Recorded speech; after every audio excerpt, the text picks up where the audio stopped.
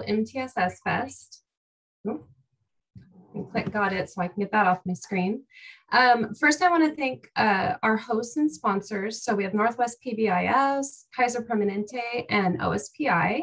My name is Kelly Bolson. I am the MTSS Regional Implementation Coordinator for ESD 123 and will be your facilitator for this session.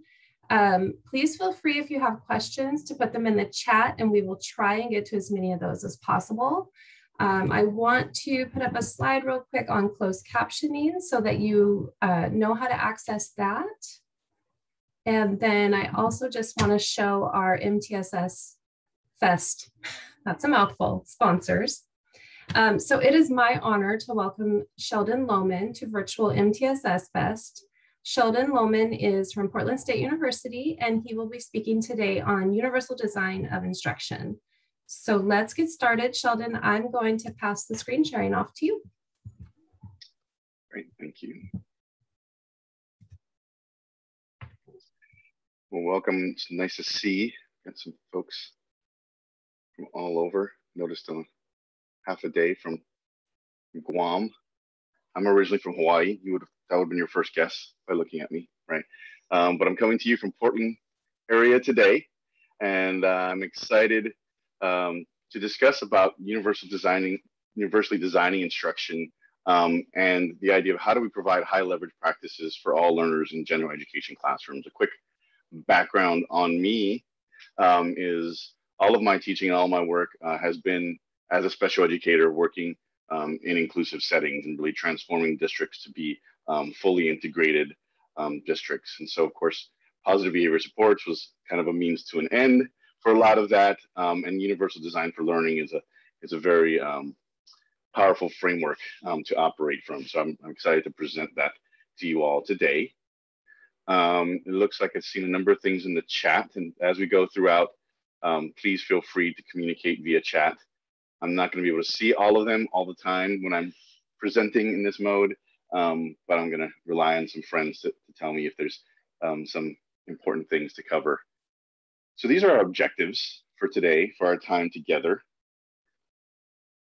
right? And you can read those. And really, I've seen a number of roles out there, a lot of principals, a lot of superintendents, and I do believe that this will be pertinent to you all as well, because really the idea is how do we provide the tools. I think a lot of you who are familiar with systems change, we talk about data systems and practices, and of course the sexy stuff are the practices. And I'm going to talk a little bit about that, but the idea of how do we have the systems to really support these great practices to universally design instruction. And so I want you all to leave with a number of tools and resources and frameworks to operate from that may or may not fit exactly with your district's vision, but my hope is that you'll be able to see some examples and maybe make them homegrown for you all. So, and I'm pretty sure they're all free, the ones that I have linked. In fact, hopefully you've taken a look at the resource page. Let me go ahead and see if I can share it just to make sure we're all on the same page. And I can see some of you. So those of you, just give me a kind of a thumbs up if you see this Google Doc. All right. So the presentation slides are there. All the references that we're going to do for the breakouts and activities are here on this first page. And then be prepared to be overwhelmed. There's a bunch of resources by topic. So I'm going to mention a number of things, and everything I mention is linked here. Okay, so don't get too anxious if I'm mentioning something and you're like, where is that, right? It's here and you'll have time, but you can see I'm still scrolling, right?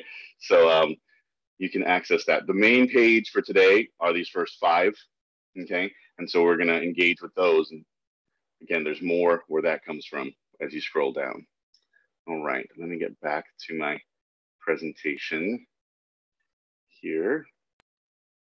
Right, I see a number of great goals out there, and it looks like we're gonna, if we stay on track, achieve those goals today. So that's great.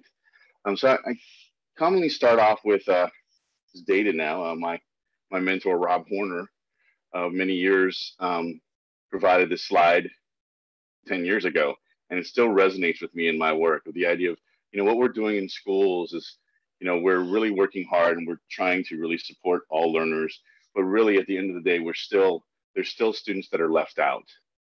And so we see, animation works here, that there are learners that are left out instead of, right, figuring out ways to, right, push them out, really figuring out ways to pull them in.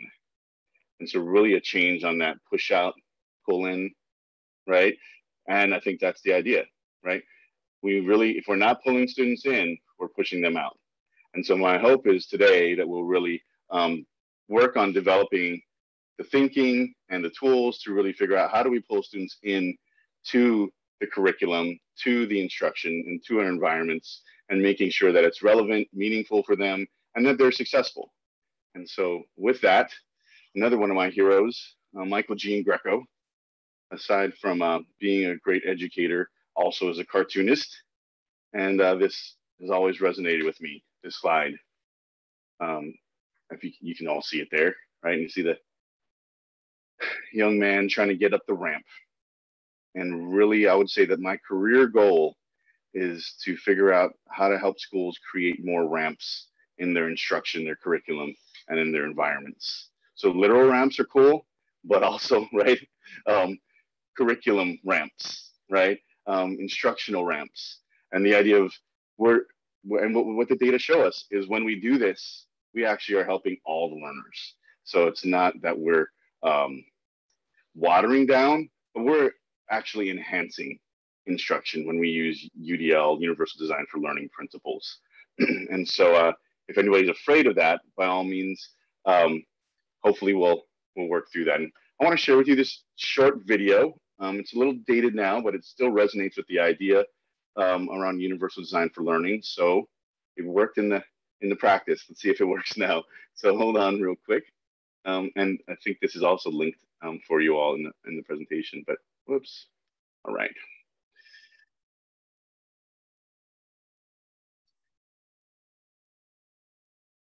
Sorry.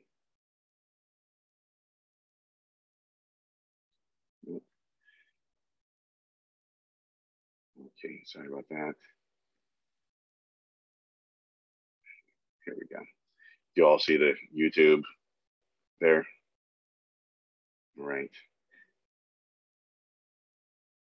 So please let me know by giving me a thumbs up once it starts to play, if you can hear. Hi, my name is Shelley Moore, and I'm a third-year PhD student at the University of British Columbia in Vancouver. As Canadians, we have a reputation for finding and embracing the strength in our diversity. This value, however, hasn't been reflected in our classrooms, which still segregates students by ability, especially students with developmental disabilities.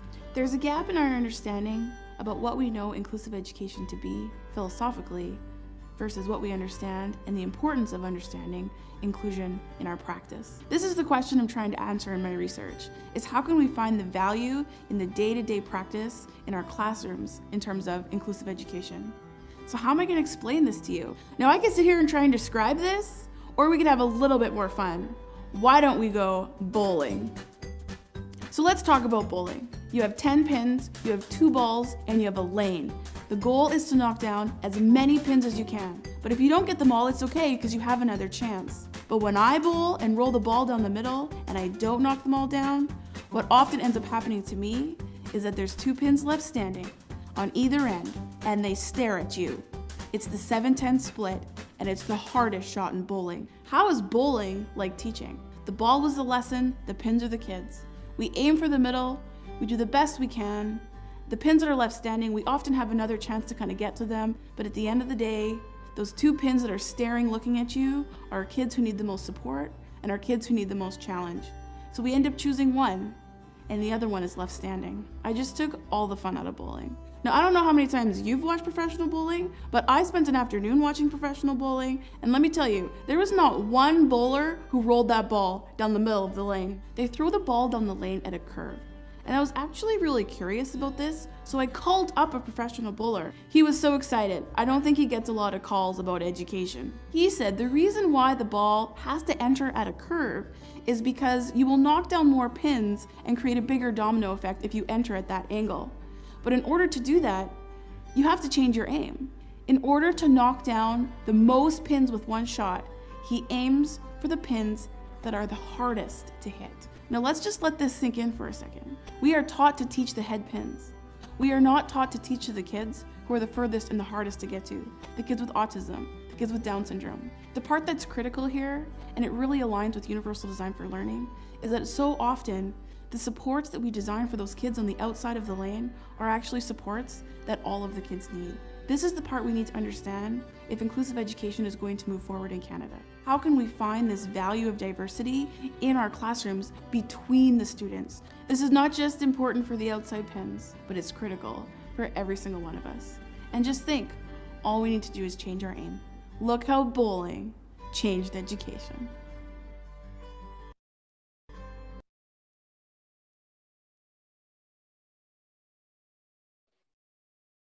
All right.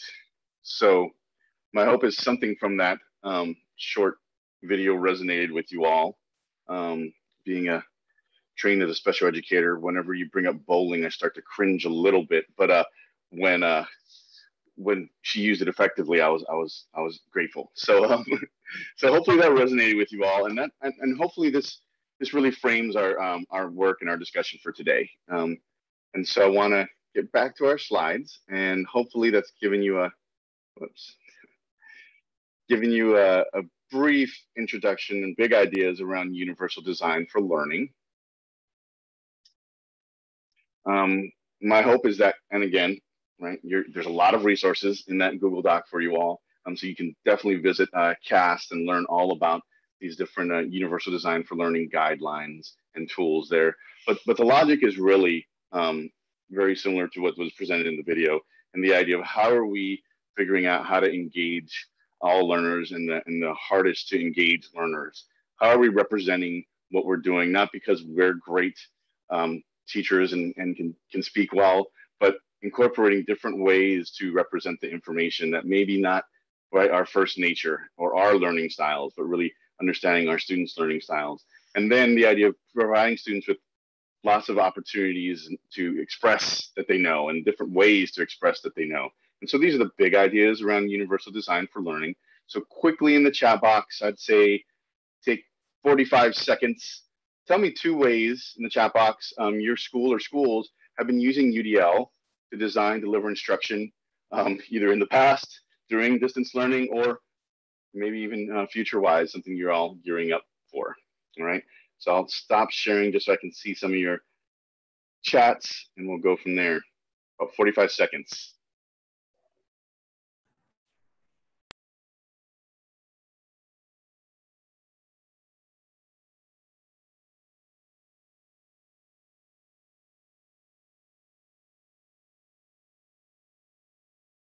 No pressure, but I'm looking at the chat box. Sheldon, could you restate the prompt again? I'm sorry. Yeah, just two ways your district or your schools are using UDL. You know, maybe there's some interesting things that you're doing around co-planning, co-teaching. I don't want to give you too many answers, but tell me what you all are doing. No, this is perfect. Thank you. Good. Shifting to inclusive practices, multisensory learning. Okay, good. Scheduling is huge, right? Yeah, that's something we really have to think about. Co-planning and scheduling to make sure that that happens is important. Yeah. Okay. Yeah. The point of haven't addressed UDL except through the special ed department, right? UDL, the first letter in it is universal, right? And so I'm a big stickler on that. Is that it's a general education. Because all kids are general ed kids. So it's a general ed thing, right? And so we want to move it out and support general ed to do UDL, right? By all means, special educators are great at it, but we want to make sure that it's a universal thing. So yes, good. Very much like analogous to school-wide PBIS. When I started, I was a special educator and I was the PBIS guy. And I said, whoa, we got to break that trend right away because PBIS is for all kids, right? So good. All right, well, I'm glad to see a lot of using Seesaw, using different technologies. Good. Well, great, thanks for sharing that. And one of the things, my hope is that you're looking at the chat box and making some new friends today as well, and seeing some things that other folks are doing, and you can steal ideas or make some contacts there with that. So that's my hope there. So let me go back to our presentation. And thanks for sharing that. So, right, what I talked about, and you superintendents out there can appreciate this, maybe, or maybe this is too close to home, is the idea of, I'm talking about UDL, I'm talking about designing instruction for all students, right? And guess what? It's not just a small thing, right? After we changed your oil, we noticed that the valve cover gasket was leaking a little, and one thing sort of led to another, right? And so the idea of really, we want to use, right, practices that are going to support all learners, but that also means that there's a lot of changes that we need to make to our scheduling, like folks have said, to our staffing, to the way that we view general education and instruction possibly in our schools. And so I think that's a work in progress, and the idea that we can't just say we're going to do UDL tomorrow, but really how do we make sure that we have all the systems in place to do these great practices. And of course, we're using data to guide to see if they're effective, right? So I'm not sure how familiar you are all with high leverage practices, but there are a number of resources that I provided for you all there in the Google Doc around the high leverage practices for inclusive classrooms. And so the idea of universal design for learning as a framework, and that's exciting and fun, but also the idea is we also need to, right, inform that with high leverage practices. And so the idea of we need to do both, right? Universal design for learning as the framework, and then we need to, right, build that frame and give that frame some meat, for lack of a better term, or substance, with high leverage practices. So I want to orient you all to this right now. And if you're not familiar, please take some time to go look at the highleveragepractices.org. There, you'll see how it's organized in 4 areas of practice around collaboration, assessment, social emotional learning, and instruction. And you can see the big ideas, and there's videos. One of my good friends, Michael Kennedy, has produced almost all the videos on that website. That, again, they're freely available. So take advantage and work with your staffs around these concepts around the high leverage practices, around collaboration, around assessment, and using multiple sources and analyzing those. Definitely around social emotional learning and instruction. And so for time's sake, I'm not going to do a breakout on this, but I would encourage you all to spend some time, if you haven't played with this website, to engage with this website and look at some of the great resources. And again, I have links to also the textbooks on these there that you can access. And then, again, they're free. At least my versions are. So so hopefully you can take advantage of that. All right. There's a number, obviously, you can see around instruction and what are those high leverage practices there. All right. So the core of what I want to get to today is really around the values and principles that we should be using to guide high leverage inclusive practices. And so these are just kind of the steps that I go through and encourage all schools to go through in really envisioning how do we really support all learners, right? How do we experience and build those ramps that I showed in the cartoon? And so we start with the student and family. That's very important, right, in our community. And then one of the things that we move from there is really how do we promote self-determination, right? We want all of our learners to walk away with being self-determined individuals. And then moving to then assessing the current and future environments. We have to think, right, for the future for our students and identify what are those supports and needed modifications in order for them to experience the current and future environments that they're in. Definitely, right, we want to use universal design for learning as a framework to implement high leverage practices. And then, right, we need to have consistent collaborative monitoring of implementation to make sure that what we're doing is working. And so these are the big ideas that I'm going to walk through, and hopefully you'll engage with some tools around this. So student-centered instruction resources. I love this quote, right? We need to get to know our students, because the most successful teachers are ethnographers. of the communities they serve, right? Big first step, right? As a teacher, is I made sure that I understood the community and connected with the parents in the community and really understood the resources as well within the community. Some questions to ask.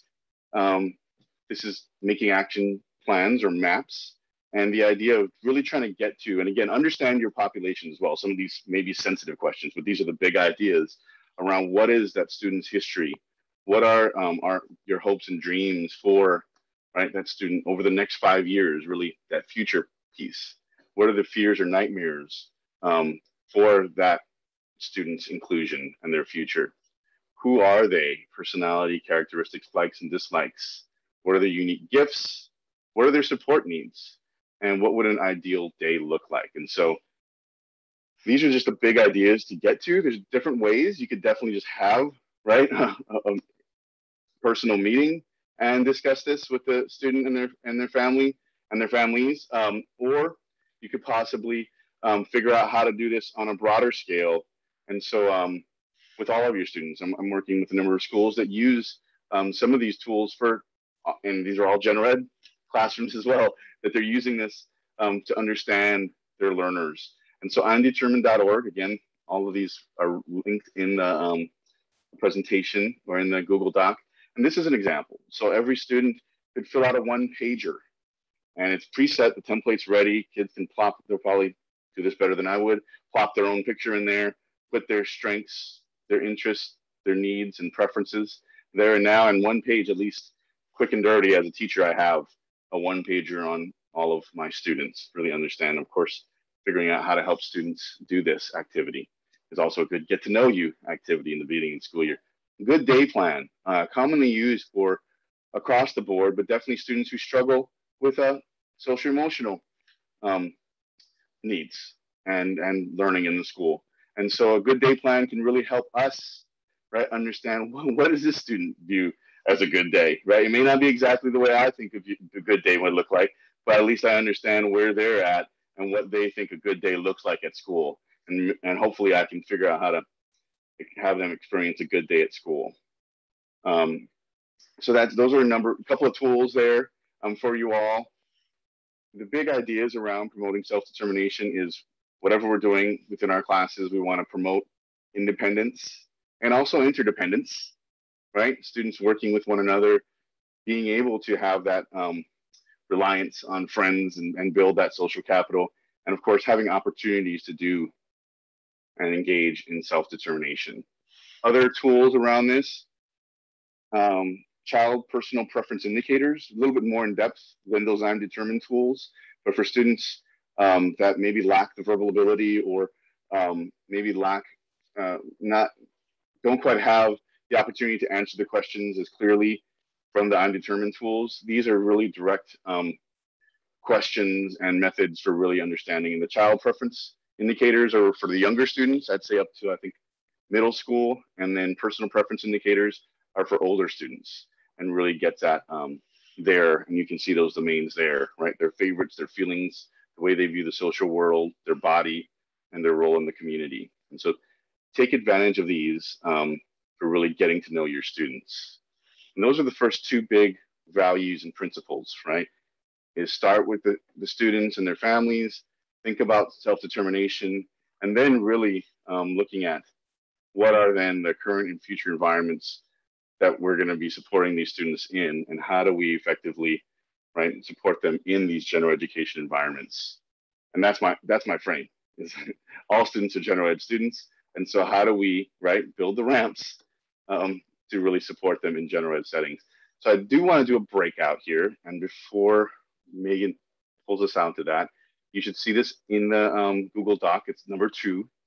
It's the UDL barrier ID flow chart. And it's a few pages.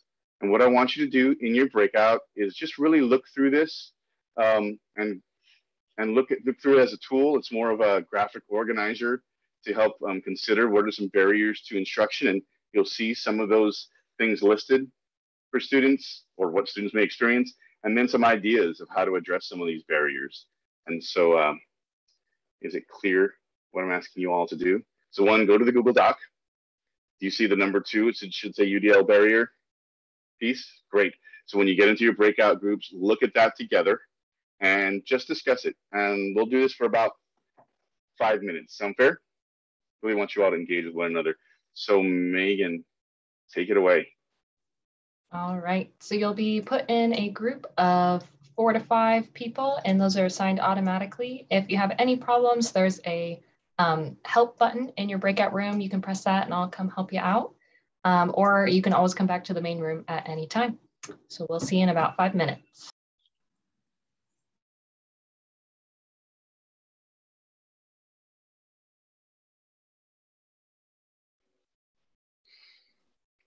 All right, well, welcome back. I hope you all were able to access and at least scroll through that barrier chart. And I got sucked into a group. And, you know, one of the ways I think about this is that kind of a desk reference, right? And hopefully you saw those symptoms. And if I'm experiencing those symptoms as a teacher, quick and dirty, some ideas of how I can address some of those symptoms, right? And to engage students to represent my information better, right? So good. There are, I'll take about 45 seconds if there's any questions. Somebody wants to go off mute or ask it in the chat box. Any questions around this tool or any of the content that we've covered up until this point? It's kind of a good little halfway point here, so.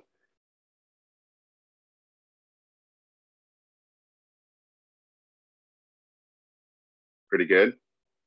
All right. Well, good. I'm not sure if that's a good sign or a bad sign, but good. So we're going to move forward, and by all means, yeah, we want to make sure that we think about, right, do the students care and really the why and engaging them. Yes, good. And I can't take credit for this tool. You'll see it from the link. It's from Sanger School District, I think out in California. And they're doing some great work around universal design for learning. And so they have a lot of good professional development activities that they do. And so you may want to engage with that. I think a lot of it is freely available. So great. So I'm going to move to our slides. And again, hopefully you all are able to access the slides and the Google Doc there. I know some of you that may have come back in a little bit later may not have access to that, so we can put that back up in the chat box. But right, from starting with the student and promoting self-determination, we really want to look at the current and future environments. And so hopefully that little desk reference is a good thing to think about when I'm designing my instruction, but really getting to, right, those learners that are, right, on the fringes or really having a difficult time accessing the curriculum. These are some tools and some strategies for really helping to plan around those types of learners. So the Infuse Skills Grid is a tool that's commonly used as more of a graphic organizer to really see what are some opportunities for this student who may be far below grade level, right? And I'm teaching 5th grade, but the student may be at a lower level, maybe 2nd grade or 1st grade reading level. How do I support this student in my class, right? Ecological inventories are used to then really look at all of the routines, and we'll walk through each of these, but all the routines in my class that are happening, and then how are all students doing in these routines? What are some barriers there? And then what are some ways that I can address those barriers? And then really a participation plan gets at the idea of how do I, when I'm doing each of these routines, how do I set them up in such a way to prevent these barriers from inhibiting students' learning, right? So the Infuse Skills Grid, again, this tool is linked in our resources as you go through, is really designed at really looking at an individual student and really focusing on goals, their IEP goals there, and the idea of how do we then focus on increasing their participation.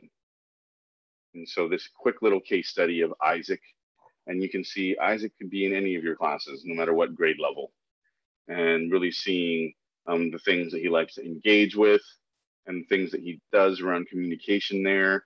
And then you can see his relatively, right, big ideas around his objectives of using a picture schedule, using sign language, reading short vowel sounds, engaging in reciprocal play, and adding up to 90.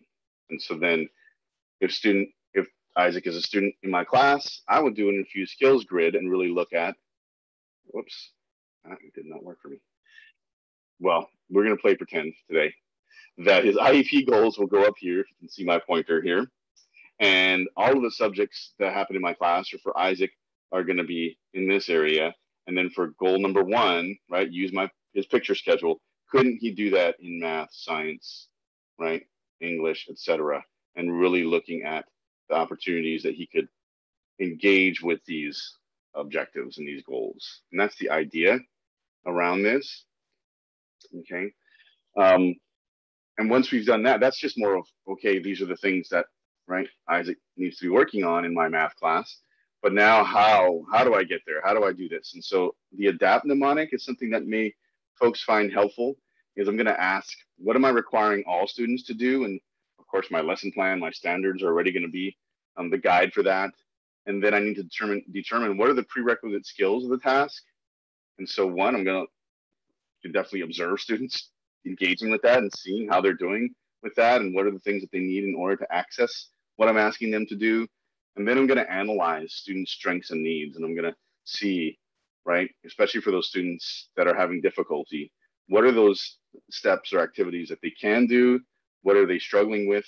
And then the P, I'm going to propose some adaptations.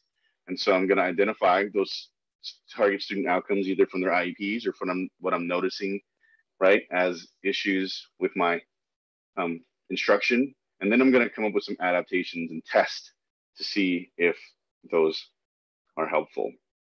And so another way of doing this, if the mnemonic doesn't work for you, is really just take my schedule. And you can see that schedule there. And then look at what are the activities I'm asking all students to do. And then what are some natural supports that I'm already building in, right, that are really set up in my class to help all learners. And then what are some target skills that I really need to work on for these students that are really struggling? And then what are some adaptations and modifications? And within each of these routines or subjects. And really these last 2 pieces really form the idea of what I'm going to be doing to support the students. Okay. And so once I've assessed that, then I'm going to really look at how do I use universal design for learning as a framework to implement high leverage practices to really address, right, those supports that students need. So, right, we already got Herbie say a number of times, we want to build more ramps, but we also can't forget but we have to teach students how to use those ramps. So it's one thing to get technology or get a great new program, but now we have to teach students how to use those supports. And so through UDL, we can start to really organize those pieces. And so one reference, sorry, playing with my controls are all in my way here, is another resource that may be helpful to really help think about some of these things, is the Goldbook app toolkit strategies. And so my link works there. You can see there's a number of UDL aligned strategies, and you can go through. It's free to look at, and I think if you really want to get the content, you'd have to pay. But I just think it's good enough, in my opinion, as really helping me to figure out what are some ways that I can help organize and address some of the supports that students need. So you can see a number of examples here in this website, but also what's nifty is that there is, things are in my way here, this strategy wizard. And so if I'm really just a reading teacher, or if a student is struggling with reading, then I'll click onto reading and say, what are the barriers that the student is having, right? Maybe it's fluency and about this grade level. Then I'm going to click on that. And these are just strategies that I might use. Again, right? You'd have to pay to really get some of these things, but you know, we have Google. We can find a lot of a lot of these outside of Goldbook. But this is a great way of organizing what are some good strategies to really support learners in reading around fluency. So, all right. So I wanted to share that with you all just as a tool here. Any questions? I know I flew through the infused skills grid and the ecological inventories there. Any questions about those tools or how to use those tools?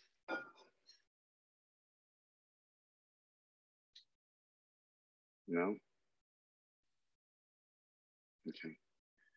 I think a big piece, right, is taking the time, right? I have the kind of the 5 Ps of prior planning prevents poor performance, right? I was around the military for many years, and there's another P that I've left out. But so the idea of really for students with more extensive support needs, taking the time, right, to do those undetermined work, right, and really understand, right, their preferences, interests, and needs. And again, we should be doing this for all students in some capacity, but definitely for those students that have more extensive support needs, and really doing that infused skills grid and taking the time to sit down to really map the students' objectives to the curriculum, right, and what they should be doing, right, within that curriculum, and making sure that they're participating with the grade level curriculum as well as meeting their, right, personal objectives and their IEP objectives, and then using those ecological inventories and those participation plans to really outline, right, some adaptations and supports that we can use within the classroom for them to access the content. But it's more than just access. We want them to achieve their, right, their outcomes. And so how are we doing that? What are the strategies that we're using there? And so that's where the high leverage practices come into play, and really using those high leverage practices to teach the students the skills, right, that they need to address these barriers. And we're going to build in those ramps, but they still need to get up the ramp, right? And so we want to make sure that they can do that independently. So good. All right. We have about 12 minutes or so. Just want to make sure that we're on track. I'm going to put us in another breakout here. Are you all seeing my screen? No? Well, I'm enjoying the presentation from here. Sorry about that. So the next breakout that we're going to do is the brainstorming tool. Hopefully you're finding that on your Google Doc. Okay. And we're going to spend another 5 minutes. Think of this as now, right? I've talked with you about assessing the environments, and now think about something that you're teaching or your school is wanting teachers to teach if you're not a teacher, and then kind of go through this. And you're not going to have time to walk through it really, but definitely look at the big ideas around this and spend about 5 minutes looking at this UDL brainstorming tool. A number of schools are using this across the board to really help that co-planning and collaboration between general education and special education. So pretty clear what I'm asking you all to do, the brainstorming tool. So Megan, if you want to take it away, and about 5 minutes on this one. Okay, good. Good thing I said that right before the recording. All right, well, welcome back. Again, my hope is that this isn't gospel, that this tool has to be used, but I like a lot of the features of it, and hopefully you like them as well, and something that you can take and adopt and steal and make it work for you all in your schools there, with some good prompts around even some strategies to make sure that I connect students to the big ideas, right? I think sometimes we can get stuck in the minutia a lot of times as teachers, but really at the end of today or the end of this week, right, what do I really want students to learn? And there's going to be some things that, right, I'm going to be fine with them not getting, but these big ideas they need to get, right? So good. I'm going to share for the next 4 minutes just some other resources. We're not going to be able to do more of our breakout activities, but guess what? You have the Google Doc. You can play along at home, right, and do this for fun later.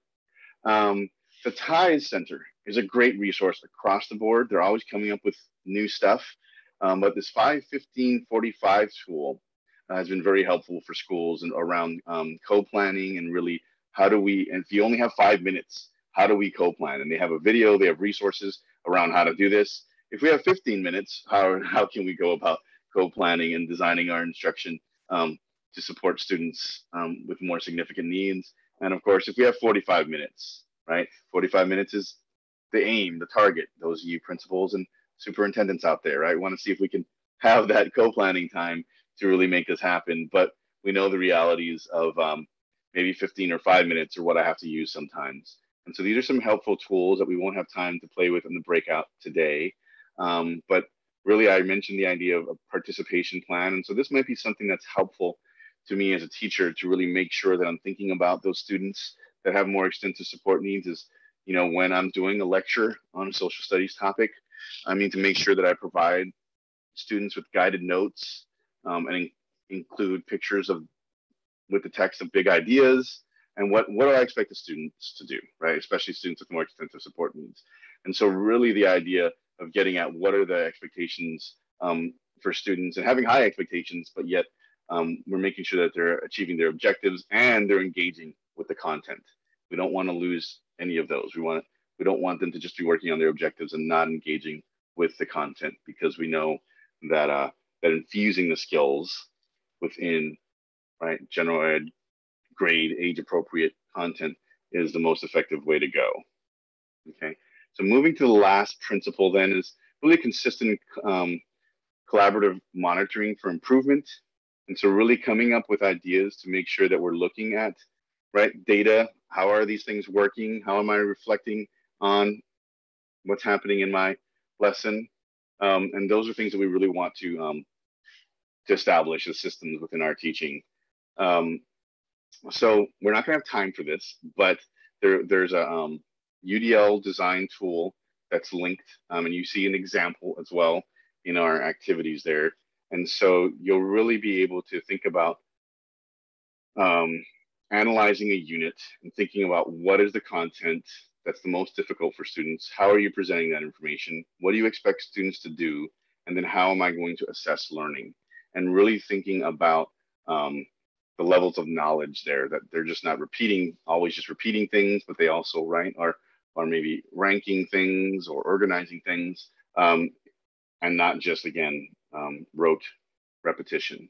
And so those are things to really work on planning there. I'm going to stop sharing this, but I will share. All right, so this is what I'm getting at, is this unit redesign worksheet here, and really completing that with it. And there's a number of strategies as you go through, but you can really see an example there. Hopefully you can see my screen. I know it's a little bit small, the way I've set it up, but really around teaching about cell parts and how I would do that for even my students with more extensive support needs by using this tool there, right? So I have run out of time, but I will yield to Kelly, and we'll see where we go from there. So thank you for your attention today. Yes, thank you, Sheldon. I am just trying to pull up my closing screen here for everyone. If you have a question that we didn't have time to get to, you can use that email address, sissel@k12.wa.us, and just in the subject line, write the presenter name or the session title so they kind of know where the question should go. We really appreciate you coming and attending our session. Presentation materials and everything Sheldon gave you should have access to on the Google Drive. All the other things for MTSS Fest will be available on August 18th. There's the info on the clock hours. So that's it. Thank you so much, Sheldon. Yeah, and I have an email address, so use it. Definitely email me if you have questions. So thank you again for your time. Appreciate you.